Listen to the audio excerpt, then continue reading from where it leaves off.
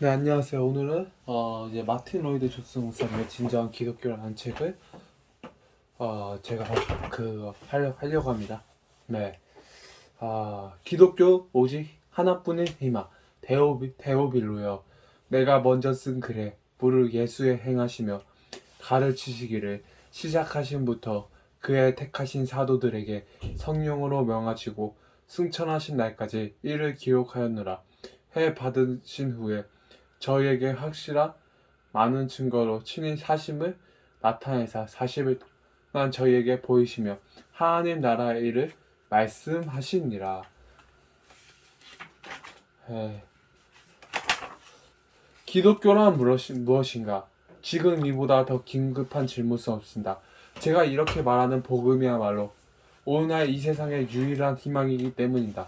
다른 것들이 모두 시도되었지만 부족한 것으로 드러났습니다. 다른 것들은 모두 실패했습니다. 여러분은 철학자나 정치가에게서 아무런 희망을 찾을 수 없을 것이며 소위 종교에게서도 희망을 찾을 수 없을 것입니다. 오직 복음에만 희망이 있습니다.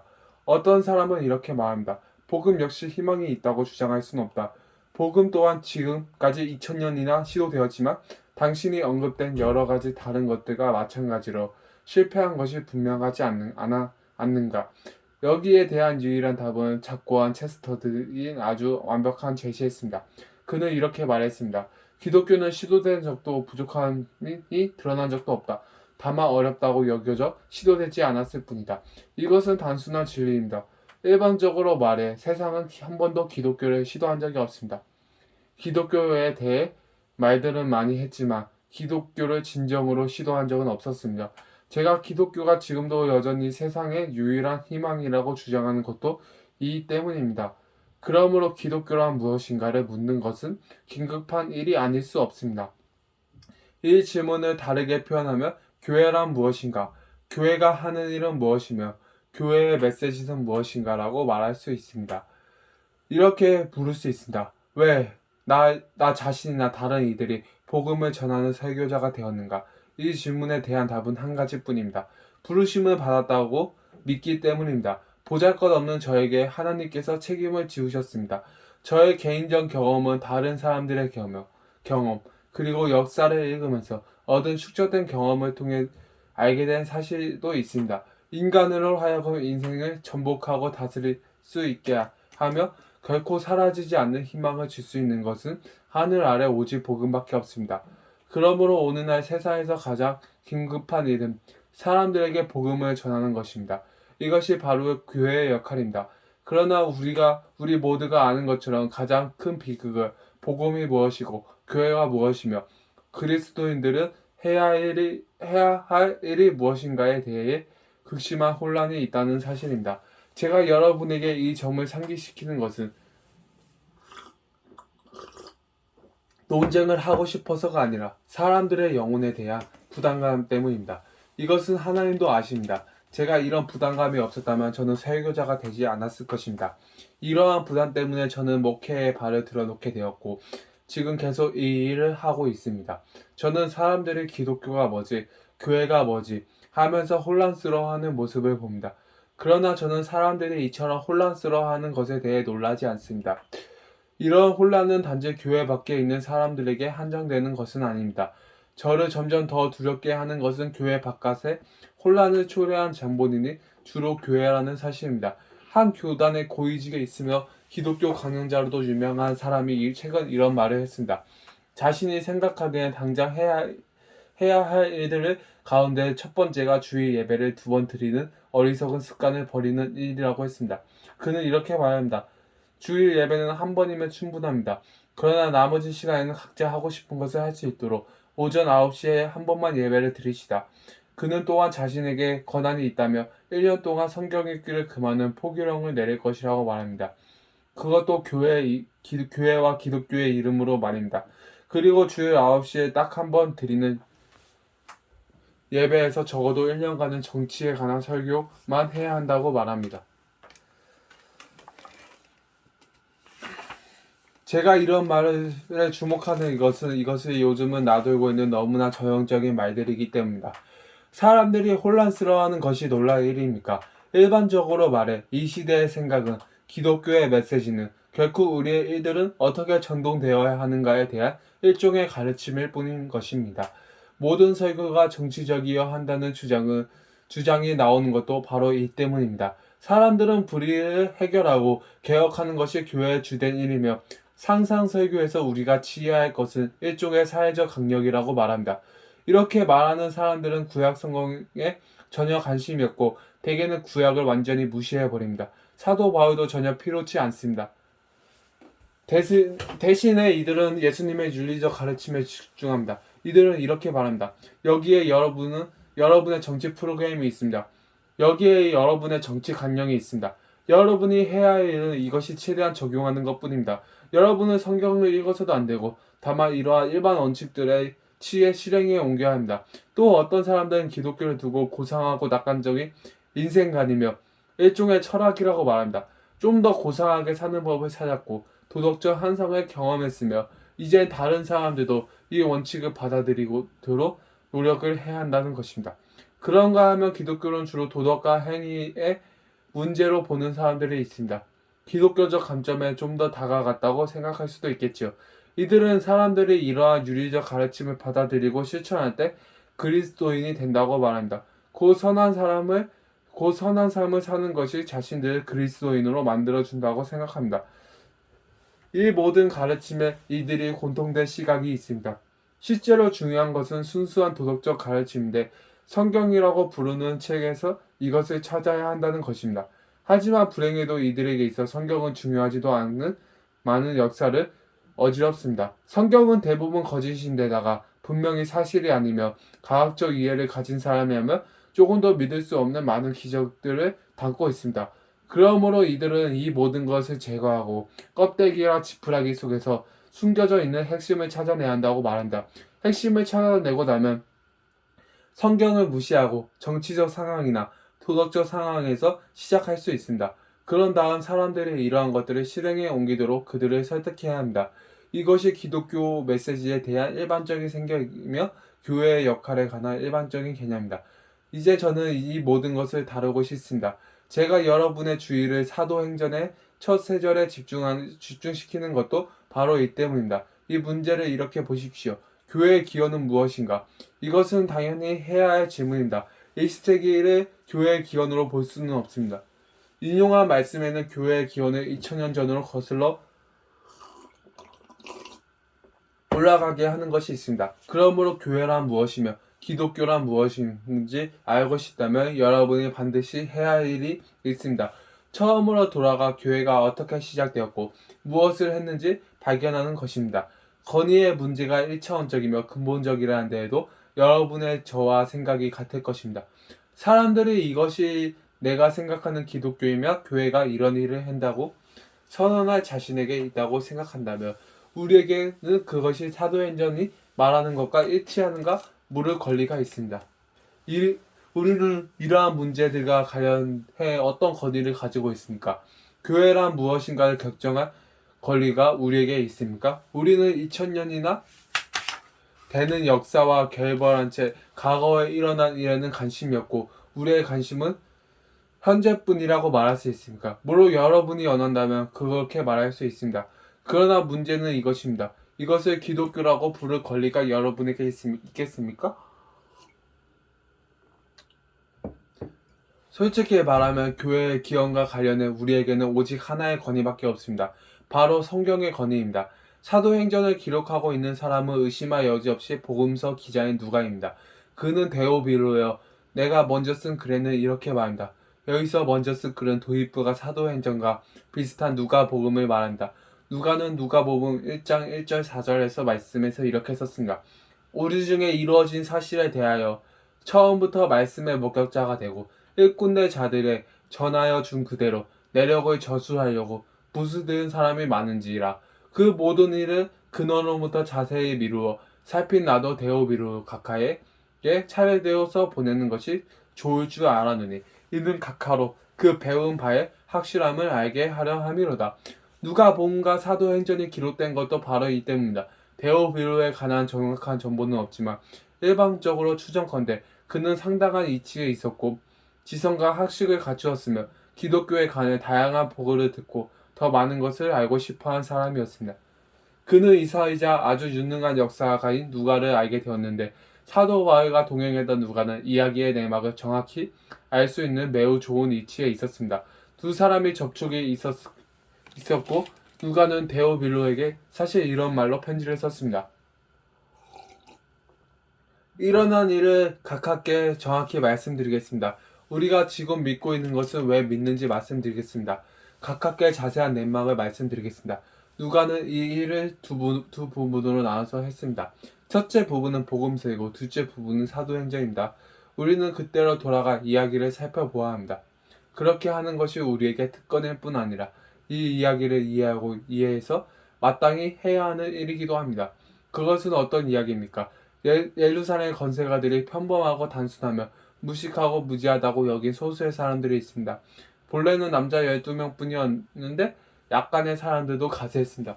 이들은 내세울 만한 것이 전혀 없었고 유명하지도 않았으며 지위도 돈도 통신수단도 선전수단도 전혀 없었습니다. 이들에게 아무것도 없었습니다. 이들은 아무것도 아니었습니다. 그러나 우리가 알고 있는 사실은 무지하고 무식한 소식의 사람들이 사도행전 17장의 표현을 빌리며 세상을 뒤집어 놓았다는 것입니다. 불과 200년 사이에 기독교는 대로마 제국에서 가장 강력한 세력이 되었습니다. 3세기가 시작돼 무려 기독교는 이미 너무나 강한 세력이 되었기 때문에 로마 황제 콘스탄틴은 로마 제국에서 기독교인을 공인하는 것이 지혜로운 처사라고 생각했습니다. 저의 관심은 이 사실을 살펴보는 데 있지 않습니다. 제가 묻고 싶은 것은 이것입니다. 이렇게 그토록 짧은 기간에 기독교를 공인할 수 있을 정도로 소수의 사람들이 로마 제국 전체를 흔들어 놓을 수 있는 이치에 이르렀습니까? 이들이 고대 세계에 뒤집어 놓은 것은 정치 사상을 전파하고 다녔기 때문이었습니다. 기독교는 하나의 역사적 사건입니다. 기독교는 사실입니다. 교회는 세계사 전체에서 가장 생생한 사실 가운데 하나입니다. 교회사를 빼놓고는 세계사를 이해할 수 없습니다. 그러니 교회란 무엇이며 교회의 메시지는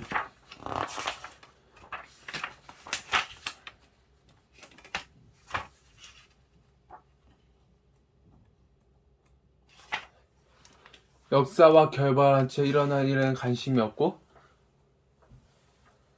우리의 관심은 현재뿐이라고 말할 수 있습니다. 물론 여러분이 원한다면 그렇게 부를 수 있습니다. 그러나 문제는 이것입니다. 이것을 기독교와 부를 권리가 여러분에게 있겠습니까? 솔직히 말하면 교회의 기원에 관련돼 우리에게는 오직 하나의 권위밖에 없습니다. 바로 성경의 권위입니다. 사도행전을 기록하고 있는 사람의 의심할 여지 없이 복음서 기자인 누가입니다. 그는 테오비로여 내가 먼저 쓴 글에는 이라고 말합니다. 여기서 먼저 쓴 글은 도입부가 사도행전과 비슷한 누가복음을 말합니다. 누가는 누가복음 1장 1절에서 4절 말씀을 이렇게 썼습니다.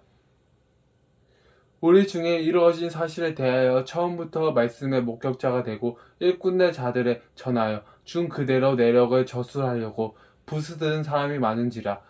그 모든 일은 근원부터 자세히 미루어 살핀 나도 테오빌로 각하에게 차례대로 써 보내는 것이 좋은 줄 알아노라. 이는 각하로 배운 바의 확실함을 알게 하려 함이로다. 누가복음과 사도행전이 기록된 것도 바로 이 때문이다. 데오빌로에 관한 정확한 정보는 없지만 일반적으로 추정컨대 그는 상당한 이치에 있었고 지성과 학식을 갖추었으며 기독교에 관해 다양한 보고를 듣고 더 많은 것을 알고 싶어한 사람이었습니다. 그는 이사이자 아주 유능한 역사가인 누가를 알게 되었는데 이거 안 했구나. 테오빌에게 이런 말을 편지로 썼습니다. 일어난 일을 가깝게 정확히 말씀드리겠습니다. 우리가 지금 믿고 있는 것은 왜 믿는지 말씀드리겠습니다. 가깝게 자세한 내막을 말씀드리겠습니다. 누가는 이 일을 두 부분으로 나눠서 했습니다. 첫째 부분은 복음서이고 둘째 부분은 사도행전입니다. 우리가 그때로 돌아가 이 이야기를 살펴보아야 합니다. 그렇게 하는 것이 우리에게 특권일 뿐 아니라 이 이야기를 이해하고 이해해서 마땅히 해야 하는 일이기도 합니다.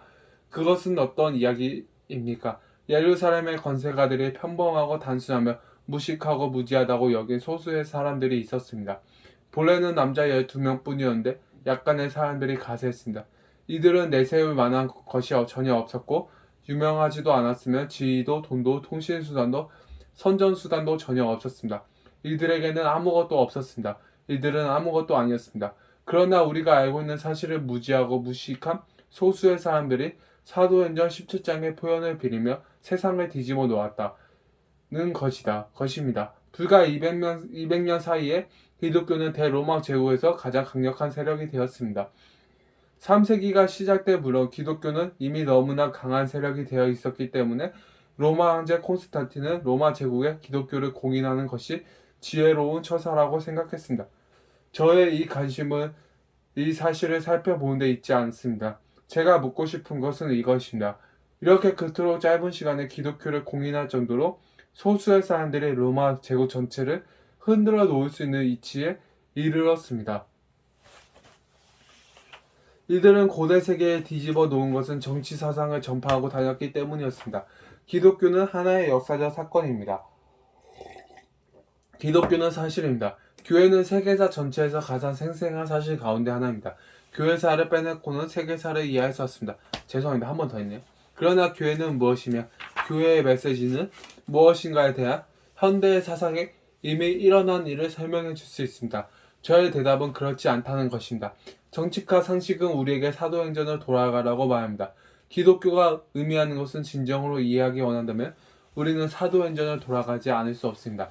교회라는 사건과 세상과 육적인 것과 마귀와 인간과 지옥의 온갖 방해에도 불구하고 지금까지 이어져 온 기독교의 놀라운 역사를 설명할 수 있는 것은 오직 하나뿐입니다. 바로 이 사도행전이 제시하는 설명입니다.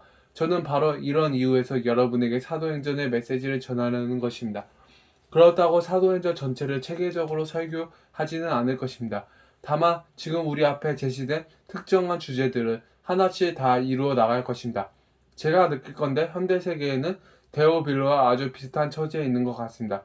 어쨌든 그리스도인이 아니면서 이런 것들을 숙고하는 사람은 누구든지 테오빌로와 같은 처지에 있습니다. 여러분은 기독교에 관심을 갖게 되었습니다. 여러분은 기독교가 무엇인지 알고 싶어 합니다. 어쩌면 여러분의 도덕생활이나 결혼 생활에 문제가 있을 것입니다. 여러분에게는 영혼의 깊은 상처가 있으며 여러분을 낙담시키는 일이 있을지도 모릅니다. 그리고 여러분은 이렇게 말합니다. 이것도 해보고 저것도 해봤지만 교회가 내게 무엇을 줄 수 있는지 모르겠습니다. 테오비르들이여 괜찮습니다. 여러분은 기독교를 알기 원하고 다행히도 우리를 여러분에게 말해줄 수 있습니다. 제가 이 자리에 선 것은 기독교에 대한 저의 생각을 여러분께 말씀드리기 위해서가 아닙니다. 제가 생각하는 교회가 해야 할 일을 말씀드리기 위해서도 아닙니다. 저는 만입이 내게 있으며 그 가지고 내 구주 주신 은총을 늘 찬송하겠네 라고 고백한 찰스 웨슬리와 같은 처지에 있습니다. 저의 개인적인 의견은 주일에 예배를 2번 드리는 것만으로 충분치 않다는 것입니다. 사람들이 어떻게 단 한 번의 설교로 만족할 수 있겠습니까? 주변 세상은 죽어가고 있습니다. 그들은 메시지를 들어야 합니다. 초대교회 그리스도인들은 어디든지 찾아가서 말하고 전파했습니다. 이것이야말로 교회라는 이 엄청난 현상을 설명해 줄 수 있습니다. 사도행전에 우리에게 무엇이 말하고 있는지 보겠습니다. 다행스럽게도 여기에는 어려운 것이 없습니다. 첫째, 이들이 전한 메시지는 무엇이었습니까?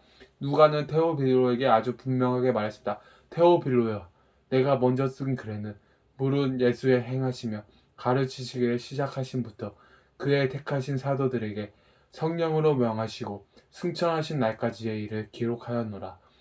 해 받으신 후에 또한 저희에게 확실한 많은 증거로 친히 사심을 나타내사 40일 동안 저희에게 보이시며 하나님 나라의 일을 말씀하시니라. 이 말씀을 누가복음 전체의 요약일 뿐만 아니라 다른 모든 복음서의 요약이기도 합니다.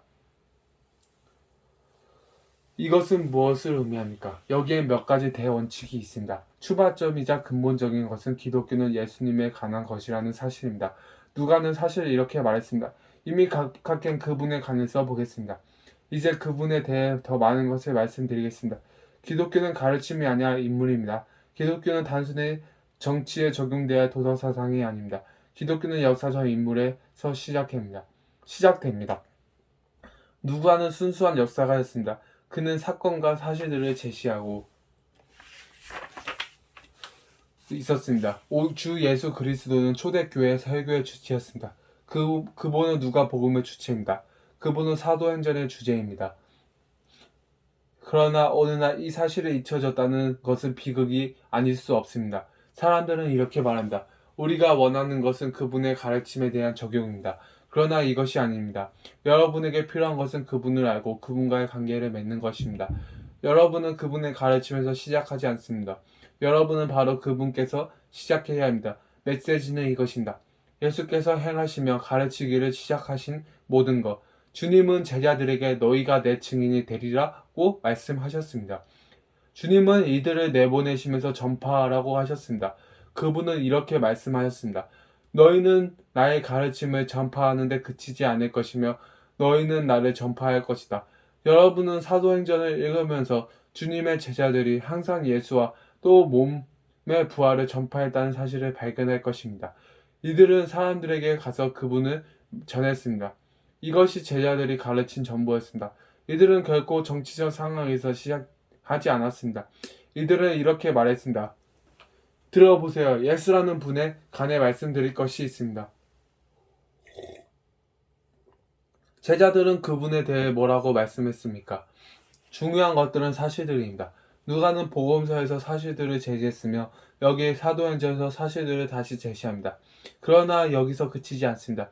그는 이러한 사실들의 의미와 중요성에 대해 동일한 관심을 갖고 있습니다. 그리고 그 의미와 중요성을 설명합니다. 누가는 예수께서 하신 모든 일뿐만 아니라 그분이 가르치신 모든 것을 기록했습니다. 주님이 하신 일과 그분의 가르침, 이 둘은 항상 함께 해야 하는 것입니다. 우리 주님께서는 여기에서 가장 특별한 것을 추가하셨습니다. 너희가 예루살렘, 온 유대와 사마리아 땅끝까지 이르러 내 증인이 되리라. 이것은 엄청난 말씀입니다. 여기서 가난하게 태어나 목수일을 하던 유대인이 있었습니다. 그는 30살에 가르치기 시작했으며 약 3년 후에 너무나도 무기력하게 십자가에 달려 죽은 후 무덤에 장사되었습니다. 바로 그분이 여기서 제자들에게 너희가 땅끝까지 이르러 내 증인이 되리라고 말씀하고 계십니다. 여기 온 세상을 향한 메시지가 있습니다. 제가 이것을 강조하는 것은 우연히 종교에 관심을 갖게 된 여러분들에게 종교적 심성이나 종교를 보는 눈이 없어도 상관없다. 단지 자신의 마음에 드는 종교를 선택하면 그만이며 그중 기독교가 괜찮은 종교라고 말하는 사람들이 있기 때문입니다. 그러나 아시다시피 주님의 말씀에 비춰보면 이것은 새빨간 거짓말입니다. 여기 땅끝까지 선포되어야 하는 메시지가 있습니다. 무엇 때문입니까? 예수라는 분에게서 어떤 일이 일어났습니까? 그런데 그 일과 과거와 현재와 미래야 모든 사람에게 영향을 미치기 때문입니다. 만일 기독교 철학이나 정치적 이념에 불과한다면 어느 누구도 기독교를 믿을 의무가 없을 것입니다. 서로 대립하는 철학파와 가르침과 이론들이 있으니 이 사람은 이것을 믿고 저 사람은 저것을 믿으면 됩니다. 그러나 우리가 여기서 대면하고 있는 것은 여러분과 제가 믿는 바가 아니라 바로 사실들입니다. 그 사실은 예수라는 인물, 그분이 행하신 것과 말씀하신 것, 그분이 예수라는 인물을 의미하는 것입니다. 그러므로 사람들이 이렇게 말하는 것보다 더 큰 비극은 없습니다. 성경을 덮어라. 사실들은 전혀 그렇지 않다. 예수가 사람이었는가? 아니면 사람이 동시에 하나님이었는가? 하는 것이 뭐가 그렇게 중요한가? 우리에게 필요한 것은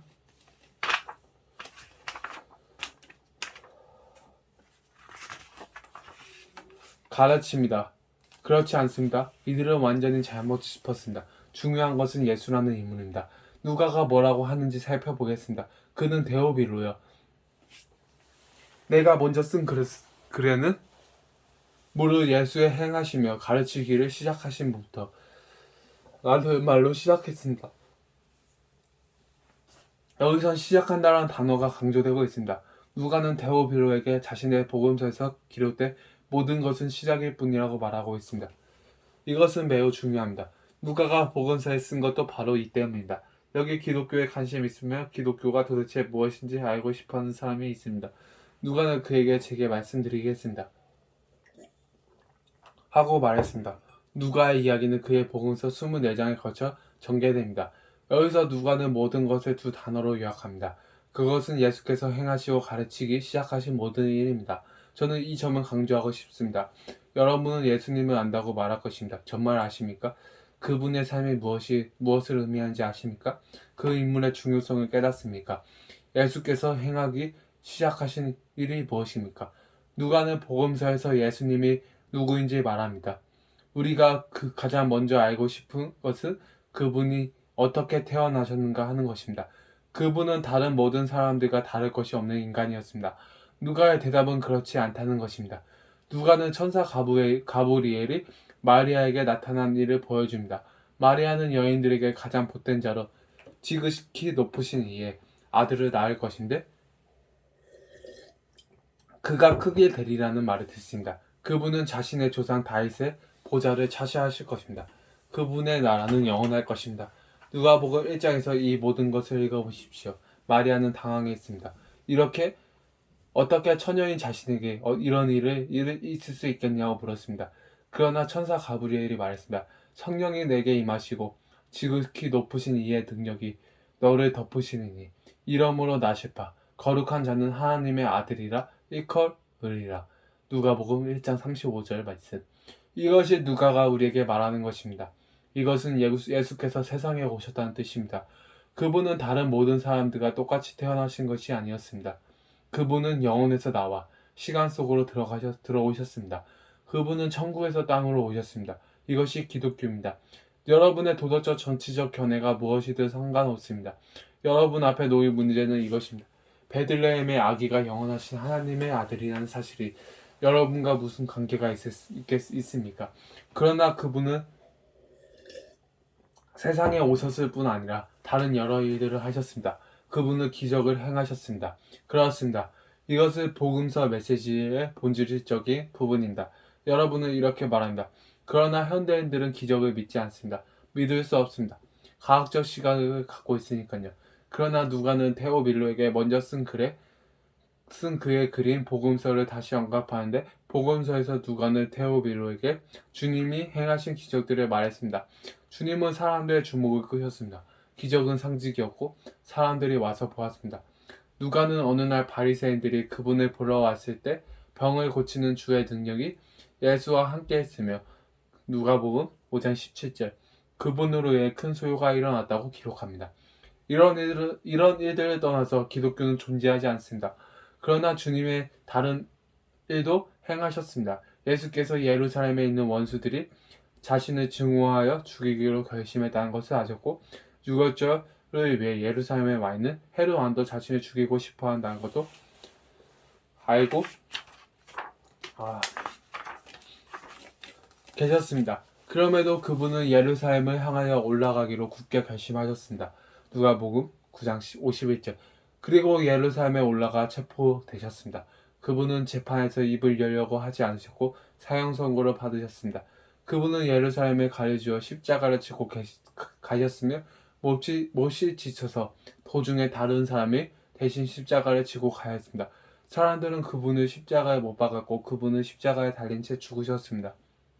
두 친구가 그분의 시신을 내려 무덤에 두었습니다. 그러나 그분은 죽음을 결박을 완전히 끊어버리고 무덤에서 살아나셨습니다. 누가가 여기서 언급하는 것으로 그분은 몇몇 제자들과 그 밖의 사람들에게 나타나셨습니다. 해 받으신 후에 또한 저희에게 확실한 많은 증거로 친히 사심을 나타내사 40일 동안 저희에게 보이시며 하나님 나라의 일을 말씀하시니라. 그 후에 그분은 감난산에서 제자들이 보는 가운데 승천하셨습니다. 이 모든 것이 여기 있습니다. 기독교는 역사입니다. 누가는 지성인 데오빌로를 돕고 싶었습니다. 전에 데오빌로는 이렇게 말했습니다. 기독교에 대해 정말 알고 싶소. 당신들을 보고 깜짝 놀랐소. 당신들에게 일어난 일을 보았고 당신들이 가르치는 것을 들었소. 그 결과도 보고 있소. 기독교가 무엇인지 알고 싶소. 누가는 이렇게 말했습니다. 테오빌로 각하 알고 싶으시다면 제가 말씀드리겠습니다. 그것은 이렇습니다. 예수라는 분이 있습니다. 기독교는 그분이 시작하신 일입니다. 그분이 세상에 오셨고 가르치셨고 이적을 행하셨습니다. 자신을 내어주셨고 죽으셨습니다. 장사 지난 바 되셨습니다. 다시 살아나셨고 승천하셨습니다. 누가는 부활을 강조합니다. 부활이 없다면 교회는 없을 것입니다. 여기 사도행전의 교회의 역사가 있습니다. 여기에는 세상을 뒤엎었고 지금도 계속해서 뒤엎었고 있는 놀라운 한 기간의 이야기가 있습니다. 이 모든 것은 죽으신 예수께서 다시 살아나셨으며 이에 대한 아주 확실한 증거들을 제시하셨다는 사실 때문입니다. 이것들은 사실입니다. 누가 실제로 이렇게 말합니다. 테오비로 각각에서는 이 사실들을 믿으셔야 합니다. 예수님을 빼고는 어떤 설명도 불가능합니다. 이것은 그분께서 시작하신 일입니다. 그러나 예수께서는 가르치는 일도 시작하셨습니다. 따라서 제가 할 수 있는 일은 이 가르침을 여러분께 요약해 드리는 것밖에 없습니다. 그분의 가르침은 복음서에 다 나와 있습니다. 그분은 자신의 간을 가르치셨습니다. 그분은 아브라함이나 나기 전부터 내가 있느니라 라고 말씀하셨습니다. 그분은 자신을 인자라고 부르셨습니다. 그분은 옛사람에게 말한 바 하였다는 것을 너희에게 들었으나 나는 너희에게 이르노니 라고 말씀하셨습니다. 마태복음 5장 21절에서 20. 그분은 하나님 자신에게만 있는 특별한 권세를 주장하셨습니다. 그분은 실제로 자신이 하나님의 아들이라고 주장하셨습니다. 이것이 그분이 가르치기 시작하신 것입니다. 예수께서 제자들에게 자신이 세상에 오신 이유를 말씀하셨습니다. 그분이 세상에 오신 것은 세상에서 일어난 일 가운데 가장 엄청난 사건입니다. 그분은 왜 세상에 오셨습니까? 그분은 이렇게 말씀하셨습니다. 인자에 온 것은 섬김을 받으려 함이 아니라 도리어 섬기려 하고 자기 목숨 많은 사람의 대속물로 주려 함이니라. 그분은 자신이 세상에 온 것은 이것을 누구든지 구원받을 수 있는 유일한 길이기 때문이라고 말씀하셨다. 그분은 아버지께서 자신을 보내주셨다고 말씀하셨습니다. 하나님이 세상을 이처럼 사랑하사 독생자를 주셨으니 이는 저를 믿는 자마다 멸망치 않고 영생을 얻게 하려 하심이니라. 그러나 어느 누구도 그분을 알아보지 못했습니다. 누가는 복음서의 데오빌루에게 이 사실을 상기시켰습니다. 누가복음 24장에 예루살렘에서 엠마오로 걸어가는 두 제자가 나옵니다. 얼마 전까지 이들은 예수님과 함께 있었고 그분을 믿었습니다.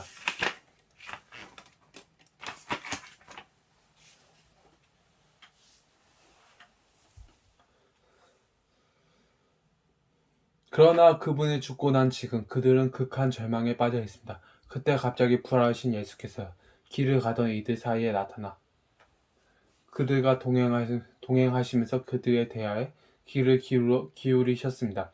그날 아침 일찍 이들 무리와 함께 하던 몇몇 여인들의 주님의 무덤이 있는 동산에 갔다 와서는 제자들에게 무덤이 비어 있다고 했습니다.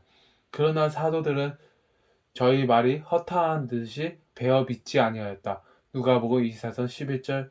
성경은 말한다. 엠마오로 가던 두 제자는 예수께서 곁에 오셨지만 그분을 알아보지 못했습니다. 이들은 이 낯선 사람에게 지금까지 일어난 일을 들어주면서 우리는 이 사람이 이스라엘을 구속할 자라고 바라노라 라고 말합니다. 이들은 그분의 가르침에 너무 놀라했고 그분이 행하시는 기적들도 보았습니다. 이들은 그분이 틀림없는 메시아라고 말했습니다. 그러나 당연히 이제는 그분이 메시아일 수 없습니다. 그분은 십자가에 달리셨고 죽으셨습니다. 그때 주님께서 이들에게 말씀하시기 시작합니다. 미련하고 선지자들의 말한 모든 것을 마음에 더디 믿는 자들이요. 그리스도가 이런 고난을 받고 자기의 영광에 들어가야 할 것이 아니냐. 그날 저녁 예루살렘에서 주님이 제자들 가운데 나타났습니다. 제자들은 무서워 떨었습니다. 제자들은 도저히 믿을 수 없었습니다. 주님께서는 자신이 죽은 후에 다시 살아나리라고 제자들에게 거듭 말씀하셨으나 제자들은 그 말씀을 결코 마음속에 받아들이지 않았던 것입니다. 그러나 지금 주님께서 제자들에게 가운데 나타나서 말씀하고 계십니다. 어찌하여 두려워하며 어찌하여 마음에 의심이 일어나느냐. 내 손과 발을 보고 나인 줄 알아. 또 나를 만져보라. 영은 살과 뼈가 있으며 없으되 너희 보는 바와 같이 나는 있느니라. 그분은 구운 생선을 조금 드시기까지 했습니다. 그런 후에 주님께서는 다시 말씀을 시작하였습니다. 내가 너희와 함께 있을 때 너희에게 말한 바 곧 모세와 율법과 선지자와의 글과 시편의 나를 가리켜 기록된 모든 것을 이루어져라 하리라 한 말이 이것이다. 기독교를 알고 싶다면 성경을 덮지 마십시오. 성경을 펴서 읽으십시오. 모세의 책들과 선지서와 시편을 읽으십시오. 이것들은 모두 그분을 가리키고 있습니다. 성경을 공부하십시오. 바로 무지라는 놈이 이 시대 사람들의 눈을 가리고 그들을 그리스도 밖에 잡아두고 있습니다. 서둘러 9시 예배를 드리고 골프 치고 해수욕을 즐기러 달려나가는 일이 없도록 하십시오. 여러분의 생명을 위해 말씀에 귀를 기울이십시오. 여기 여러분을 위한 유일한 희망의 메시지가 있습니다. 그런 후 주님께서는 제자들에게 자신이 세상에 오신 일이 가진 의미를 말씀해 주셨습니다. 누가는 또 이렇게 말합니다. 이에 저희 마음을 열어 성경을 깨닫고 하시고 또 이르시되 이같이 그리스도가 고난을 받고 제3일에 죽은 자 가운데서 살아났고 또 그의 이름으로 제사함을 얻게 하는 회개가 예루살렘부터 시작하여 모든 족속에게 전파될 것이 기록되었으니 누가복음 24장 45절 47. 여기서 주님께서는 자신이 왜 세상에 오셨고 자신이 무엇 때문에 그 모든 일을 행했는지 직접 설명하셨습니다. 누구든지 구원을 받을 수 있는 유일한 길이 있습니다. 우리는 모든 죄 가운데 태어났습니다. 우리는 그분을 알지 못하며 본성적으로 악합니다. 우리에게 가장 필요한 것은 하나님과 화목하며 우리 죄를 용서받으며 하나님을 우리의 아버지로 알며 그분에게 복을 받으며 하나님의 자녀로서 시작하는 것입니다. 예수께서 이 땅에 오신 것은 사람들을 하여금 이 사실을 알게 하시기 위해서였습니다. 여러분은 세상을 개선해야 하는 것이 아닙니다. 여러분, 저는 구속받아야 합니다. 이것이 그분의 메시지입니다. 여러분은 자신의 장기적인 정치 프로그램에서 시작합니다. 올해는 이것을 법전에 넣고 다음에는 적어도 넣을 수 있었으면 하고 말합니다. 그러나 여러분은 내일 아침이 되기 전에 죽어 영혼 가운데서 하나님의 심판을 맞게 될지도 모른다. 그러면 우리는 이 메시지를 어떻게 알릴 수 있습니까? 그 답은 바로 예수입니다. 사실 그분은 제자들에게 이렇게 말씀했습니다. 내가 너희를 파송하며 전파하게 할 것이다. 나는 너희가 회개하 오직 내 이름으로만 가능한 제사함을 사람들에게 전하기 원한다. 예루살렘에서 시작해 온 민족에게 이것을 전파하라. 나는 피보색이나 신분이나 신조에 개의치 않는다. 인류는 하나다. 모두가 죄인이며 모두가 하나님의 진노 아래에 있으며 모두가 지옥에 떨어져 마땅하는 의미에서 하나다. 구원자도 하나다. 너희는 그들에게 가서 나를 전하며 내 증인이 되라. 이것이 바로 누가가 데오빌로에게 말한 기독교에 대한 전부입니다. 앞서도 이렇게 말씀드렸지만 조금 더 말씀드리고 싶습니다. 데오빌로, 내가 먼저 쓴 글에는 물은 예수의 행하시며 가르치시기를 시작하심부터 핵심은 예수께서 시작하신 모든 것입니다. 이것은 예수께서 아직 끝내지 않으셨다는 뜻입니다. 그분은 자신이 시작하신 일을 지금도 계속하고 계십니다. 누가는 이렇게 말했습니다. 데오빌로 각하, 이제 두 번째 보고서를 보냅니다. 그분이 시작하신 일에 대해서는 이미 말씀드렸습니다. 각하께서 받아 읽어보셨습니다. 누가복음이 그것입니다. 이제 그분이 계속하고 계시는 일을 말씀드리겠습니다.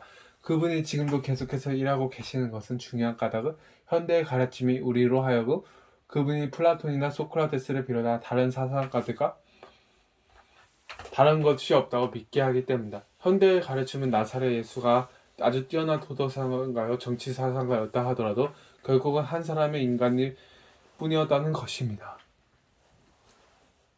그분은 세상에 존재했었고 죽으셨습니다. 사람들은 이렇게 말합니다. 당신이 사람들에게 관심이 있다면 그것은 중요치 않습니다. 정말 중요한 것은 가르침입니다. 나아가 그들은 플라톤과 예수님이 결코 존재하지 않았었다고 여러분에게 증명할지도 모릅니다. 그들이 이렇게 주장합니다. 그러나 그것은 중요치 않습니다. 우리에게 가르침이 있으니까요. 우리에게 남은 일은 가르침을 적용하는 것뿐입니다.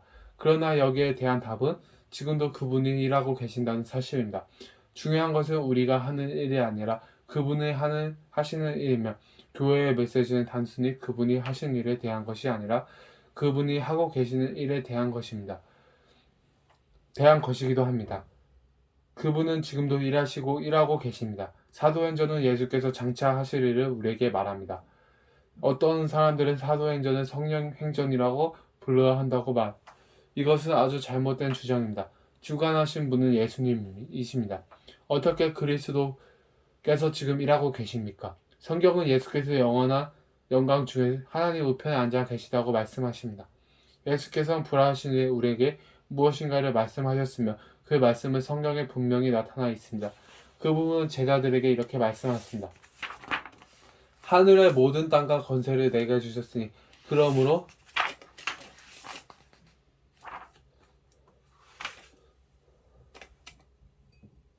너희는 가서 모든 족속을 가르쳐 지키게 하라. 제자들은 모든 족속에게 복음을 전하고 그들을 제자 삼아 했습니다. 놀랍고 복된 이 말씀 받고 만큼 내게 큰 위로와 용기를 주는 것은 없습니다. 이 세상은 정치가들의 손에 있는 것이 아니라 살아계신 예수님, 부활하신 그리스도 손에 있습니다. 이것이 복음의 메시지입니다. 영원하신 아버지여 창조주의 만물의 주인이신 하나님께서 이 세상 일과 그 구속을 아들에게 맡기셨습니다. 그러므로 그분은 하늘과 땅의 모든 권세를 갖고 계십니다. 이 놀라운 사도행전에서 우리는 예수께서 그 권세를 나타내신 것을 봅니다. 그분은 초대교회에 성령을 보내셨습니다. 성령 강림은 그분의 권세와 구체화된 사건이었습니다. 그 다음 그분은 제자들에게 권세를 주셨습니다. 우리는 베드로와 요한이 어느 날 오후 기도 시간에 성전에 올라가다가 자리를 펴고 앉아 구걸하는 앉은뱅이를 고쳐줌으로 그가 걷고 뛰며 하나님을 찬양하면서 성전에 들어가는 모습을 보게 됩니다. 이것이 기독교입니다. 기독교는 단순히 정치적 도덕적 프로그램에 불과한 것이 아닙니다. 결코 그렇지 않습니다. 기독교는 모든 권세를 갖고 계시며 그 권세를 주시는 살아계신 예수님입니다.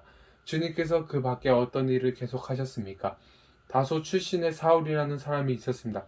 그는 바리새인이요 초대교회 그리스도인들의 지독한 박해자였습니다. 그는 우리 주님을 증오했고 그분은 운동을 싫어했습니다. 나아가 믿는 자들은 감옥에 심지어 죽음에 던져 넣음으로써 이 운동을 말살하려고 가진 노력을 다한 사람이었습니다. 사울은 그리스도인들을 박해하는 일이 얼마나 열심이었던지 예루살렘의 대제사장에게 가서 다메섹으로 내려가 그곳에 있는 작은 교회를 뿌리째 뽑아버릴 수 있는 권한을 요구했습니다. 사울은 이러한 권한을 받고 교회를 멸할 수 있을 것이라고 자신하면서 이언과 사기가 등등하며 다메섹으로 내려갔습니다. 그런데 무슨 일이 일어났을까? 예수께서 다소의 사울에게 직접 나타났습니다. 정오쯤 사울은 하늘에서 해보다 더 밝은 빛을 보았습니다. 바울은 주여 니시옵니까? 하고 물었습니다.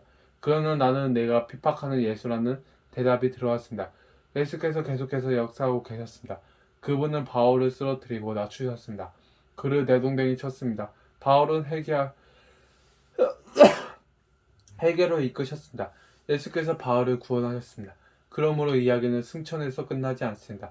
예수께서 모든 권세를 가지고 지금도 역사하고 계십니다. 그분께서 불가능한 일이 없습니다. 그분은 지금 여기 계시며 사람들을 불러내 그들을 구원하시고 그분의 나라를 건설하고 계십니다. 그분은 부활 후에 하나님의 나라 일을 말씀하시며 제자들을 가르치셨습니다. 그분은 사실 이렇게 말씀하셨습니다. 이런 일이 있을 것이다. 내가 너희를 적은 무리로 파송하지 마. 내가 너희와 함께 할 것이다. 내가 세상 끝날까지 너희와 항상 함께 할 것이다. 나가서 모든 족속으로 제자들을 삼고 그들에게 나를 증거하라. 그러나 감사하게도 예수께서는 여기서 끝내지 않으십니다. 성경은 그분이 천국에서 항상 살아서 저희를 위하여 간구하신다고 말합니다. 그분은 인성을 그대로 지닌 채 천국으로 돌아가셨으며 그곳에서 하나님 우편에 앉아 계십니다. 그분은 우리의 대언자이시며 우리의 크신 대제사장이십니다. 그분은 우리의 약하고 무가치한 기도를 취하여 하나님 보좌 바로 앞에서 당신의 영광스러운 중보를 통해 그 기도를 바꾸십니다. 그분은 지금도 우리의 연약함을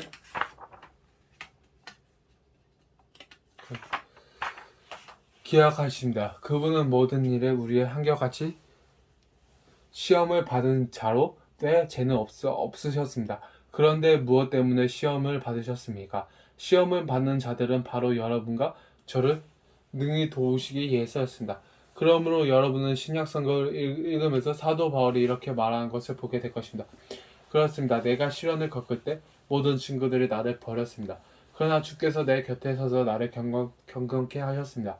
재판정에서 주님은 당신의 종 곁에 계셨으며 바울은 그 분이 거기 계시는 것을 알았습니다. 데마를 비롯해 바울의 모든 조력자들이 그를 불렀다는 사실이 뭐가 그렇게 중요했겠습니까? 주님이 그의 곁에 서 계셨습니다. 그러므로 바울은 이러한 고백을 할 수 있었습니다. 내게 능력 주시는 자 안에서 내가 모든 것을 할 수 있느니라. 우리 주님께서 자기 원수들로 자기 발등상이 되게 하실 때까지 계속해서 역사하실 것입니다. 이것이 복음의 메시지입니다. 요한계시록을 읽다 보면 예수께서 계속해서 역사하신 것과 그분이 앞으로 하실 일을 봅니다. 그분의 백성들을 박해를 받고 죽임당하여 온 교회가 사라져 가는 것처럼 보입니다. 그러나 그분이 개입하시고 심판이 이루어집니다. 마침내 그분이 백마를 타시고 오실 것입니다. 그분은 지금 우리의 개개인의 약한 이 세상을 구원하시며 우리를 그분의 영광스러운 나라를 들이시고 그분이 다시 오실 그날을 위해 우리를 준비시키고 계십니다. 그 다음에 무슨 일이 있습니까? 사도행서 1장 10절에서 11절 이렇게 말합니다. 올라가실 때 제자들이 자세히 하늘을 쳐다보며 있는데 흰 옷 입은 두 사람이 저희 곁에 서서 가로되 갈릴리 사람들아 어찌하여 서서 하늘을 쳐다보느냐 너희 가운데서 하늘로 올려오신 이 예수는 하늘로 가심을 본 그대로 오시리라. 예수께서 죽어 장사되었을 때 모든 것이 끝났다고 생각한다면 누가의 메시지 그가 데오빌로에게 쓴 글에 귀를 기울이십니다. 이것은 바로 여러분에게 쓴 글이기도 합니다. 그분은 가실 때처럼 다시 오실 것입니다. 그분은 육체를 가지고 볼 수 있도록 하늘 구름을 타고 거룩한 천사들의 호의를 받으며 다시 오실 겁니다. 그분은 오로 세상을 심판하시고 영원토록 영광스러운 당신의 나라를 세우실 것입니다. 바로 이것이 기독교의 메시지입니다. 바로 이것이 지금의 교회를 낳았습니다. 사람들이 삶의 질을 향상시킨다는 프로그램을 들을 필요가 없습니다. 있습니까? 우리에게 가장 절실한 것은 이것이 아닙니까? 우리에게 가장 필요한 것은 하나님을 아는 것입니다. 우리 모두에게 큰 재물이 생긴다고 해서 그 재물이 우리의 문제들을 해결해 줄 수 있습니까? 재물이 우리의 도덕적 문제를 해결해 줄 수 있습니까? 죽음의 문제를 해결해 줄 수 있습니까? 영혼의 문제를 해결해 줄 수 있습니까? 물론 아닙니다. 기독교의 메시지는 세상의 개선에 대한 것이 아닙니다. 이러한 세상에도 불구하고 사람들을 변화시키며 장차 올 영광을 위해 사람들을 준비시키는 것입니다. 예수께서 이 목적을 이루시기에 일하고 계시며 구속받은 자들이 모두 곳간을 두려질 때까지 계속 일하실 것입니다. 그때가 되면 그분은 다시 오실 것입니다. 최후의 심판이 이루어지고 그분의 나라는 땅끝까지 확대될 것입니다. 이것이 고대 세계를 뒤집어 놓은 메시지입니다. 이것이 유일한 메시지입니다. 저는 여러분에게 간단한 질문을 드리고 싶습니다. 이 메시지가 여러분에게 무슨 의미이십니까? 여러분이 생각하는 기독교는 어떤 것입니까? 여러분의 교회의 일이 무엇이라고 생각합니까? 내가 원하는 것은 당신의 설교도 당신의 논쟁도 아니다. 다만 하고 싶은 일을 하기 전에 내가 하나님께 기도했고 경외를 표했다는 것을 마음으로 느끼고 싶을 뿐입니다. 여러분이 말하고자 하는 것이 바로 이것입니다. 정말 그렇습니다. 여러분은 기독교가 단지 여러분을 바로 잡아줄 것이라는 희망에서 그것을 택하고 최소한으로 이용할 수 있는 그 무엇인가로 생각합니다. 아니면 지금까지 일어났거나 앞으로 일어날 가장 놀라운 사건입니까?